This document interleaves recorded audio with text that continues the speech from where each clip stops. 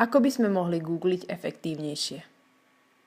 Internet sa môže zdať na prvý pohľad bezbrehý, no zdroje a informácie, ktoré vyhľadávače obsahujú, sú v podstate hodne oklieštené a regulované. Rôzne mechanizmy vyberajú, radia zdroje a preferujú jedny stránky nad druhými. Robia to na základe našej polohy, minulého vyhľadávania a virtuálneho profilu, ktorý si u nás vytvárajú. Toto personalizované filtrovanie obsahu sa nazýva filter bubble. Táto bublina nás oddeľuje od obsahu, ktorý sa nachádza mimo nej. Takto prebieha filtrovanie na personálnej úrovni. Ale nad ním stojí filtrovanie na úrovni vyhľadávačov, ktoré vyberajú a radia stránky, ktoré sa dostanú do ich databáz. Získať objektívne informácie je preto veľmi náročné a zároveň ťažko ovplyvniteľné. Dizajn ale môže priamo ovplyvniť spôsob, akým sa budú informácie vyhľadávať, sprostredkovať a zobrazovať. A to diverzifikáciou nástrojov, ktoré slúžia na vyhľadávanie, sprostredkovanie a zobrazovanie informácií. Ako demonštráciu som vytvorila príbeh z budúcnosti. Toto je Linda. Linda je dizajnérka a hľadá dovolenku. Linda nosí Google kontaktné šošovky. Cez nich vidí rozšírenú realitu. To znamená, že jej realita je obohatená o objekty, ktoré sa v realite v skutočnosti nevyskytujú. Linda si vyberá dovolenku za pomoci nástroja Google Selection. Ten jej umožňuje vybrať si položku z určitej množiny na základe jej charakteristík. Okrem dovolenky môže cez tento nástroj vyhľadávať aj iné položky. Linda sedí v kancelárii a Google sa opýta otázku. Kde by som mohla ísť na dovolenku tento rok? Pred ňou sa zobrazí rozhranie Google Selection. Na hlavnej ploche, priamo pred sebou, vidí rozdielne typy dovoleniek, z ktorých si môže vyberať. Napravo, na užívateľovej ploche, vidí typy, ktoré Google dopredu vybral na základe jej užívateľského profilu. Pod nimi sú ponuky last minute, takisto ušité na mieru priamo pre ňu. Na odkladacej ploche naľavo je mapa sveta, s ktorou môže počas výberu pracovať. Karty na hlavnej ploche môže posúvať a vyberať si z nich aktivity, ktoré chce vo svojej dovolenke zahrnúť. Google budúcnosti sa dá ovládať gestami, hlasom, monitoruje pohyby očí a zachytáva silné myšlienkové impulzy ako vyberám si toto. Na základe jej výberu jej Google ponúkne prvú možnosť dovolenky. Obrázky si môže zväčšiť a zároveň čítať text. Google monitoruje jej pohľad, takže keď sa pozrie na obrázok, text sa spriehľadní. Keď sa zas pozrie naspäť na text, má jasne vyznačené, kde skončila čítať. Dovolenka sa jej páči a preto si ju odloží napríklad dole. Pred sebou vidí ďalšiu možnosť.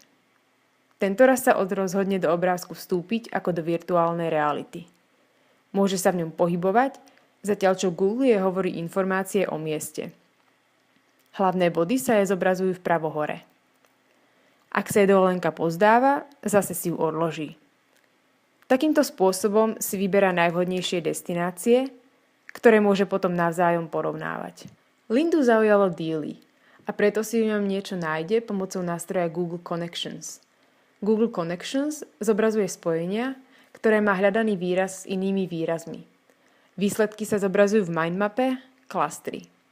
Hľadaný výraz je v strede a okolo neho sú kategórie, ktoré s ním súvisia. Na hlavnej ploche pred ňou sa zobrazia všetky odkazy na informácie o díli. Keď ju niektorý zaujme, presunie si ho na odkladaciu plochu vľavo. Linda sa chce dozvedieť konkrétne informácie o meste, preto označí kategóriu Municipality. Cluster sa rozvinie a ukáže ďalšie podkategórie. Na hlavnej ploche sa zase zobrazia informácie spojené s kategóriou Municipality. Ak sa chce niektorým venovať neskôr, odloží si ich opäť vľavo. Podobne pokračuje k ďalšej podkategórii História. Klaster sa rozvinie. Pred ňou sa zobrazia informácie o histórii dílí. Takto môže pokračovať, zahlbovať sa do kategórií a získavať informácie v súvislostiach. Jednoduchšie si informácie organizuje aj v svojej hlave a následne si ich ľahšie zapamätáva. Jednotlivé informácie sú spojené s jej sociálnymi sieťami. Preto jej Google ukáže, ak niekto z jej priateľov napríklad dané miesto okomentuje. Google jej tak ukazuje názory v jej komunite. Vie, kto sa zaujíma podobnú tému, získava pohľad na vec blízkeho človeka a prípadne môže začať diskusiu. Linda sa teda rozhodne navštíviť Humayunovú hrobku. Na mieste jej pomáha Google Advice. Google Advice je rada, stručná a čo najrelevantnejšia odpoveď, prípadne sugestia. V Dili stretáva Linda svojho kamaráta Kumara. Spoločne sa idú pozrieť na Humayunovú hrobku. Google môže Linde povedať základné informácie o tejto stavbe. Hlavné body sa jej zobrazujú vpravo hore. Kumarovi povie Google to, čo o mieste ešte pravdepodobne nevie a ukáže mu názor jeho priateľov. Nahradzuje Google takto medziľudský rozhovor? Alebo ho obohacuje a dáva námet k ďalšej diskusii? Linda by Kumara rada pozvala na večeru. Chce ho ale prekvapiť a preto zadá príkaz len za pomoci klávesnice. Zo základných slov Google vyrozumie, čo má Linda na mysli. Ukáže jej reštaurácie, ktoré Kumal ohodnotil najlepšie. Linda prikáže Google, aby rezervoval miesto. Táto tabuľka ukazuje, ako vyzerá Google, interfejs, filtrovanie a adaptabilita dnes a ako by mohla vyzerať v budúcnosti.